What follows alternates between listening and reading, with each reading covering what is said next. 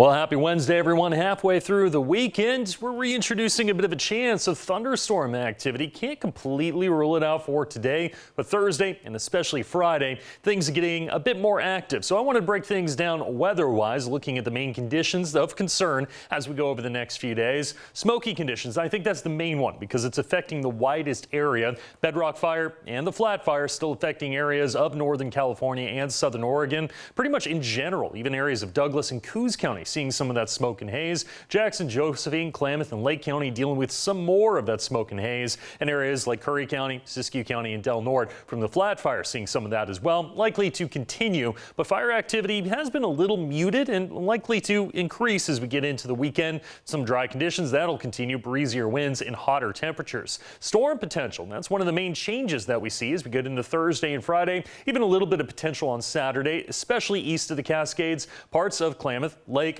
Modoc, and eastern Siskiyou County seeing that chance, and will heat up over the weekend, maybe pushing triple digits for some areas, but not quite the extreme heat that we saw a few times in July. Still fairly hot for a couple of days, still very dry out there. Next week, though, shaping up to look a lot like what we were seeing this week. Near normal temperatures, still sunny, still dry, and we'll lose that potential of thunderstorms by about Saturday and Sunday. So as we head into next week, should be calmer overall in terms weather-wise. 50s for your lows, 60s for your highs. Once again for the coast, increasing cloud cover tonight, even a bit of fog at times. Some cloud and fog early tomorrow, then sunnier skies heading into the afternoon. Still smoky, still hazy. You're going to see that as well in the West Valleys. If you're closer to the fires, of course, likely to see more of that smoke and haze with 50s and 60s for your lows, 80s and 90s for your highs. So very similar to what we saw today. East of the Cascades, though, as I mentioned, we're reintroducing that chance of thunderstorms. Tonight, though, mostly clear, then partly cloudy. Clouds increase again in the afternoon tomorrow. Some of those clouds developing into thunderstorms. A red flag warning in place tomorrow and Friday because of that potential of lightning on very, very dry conditions.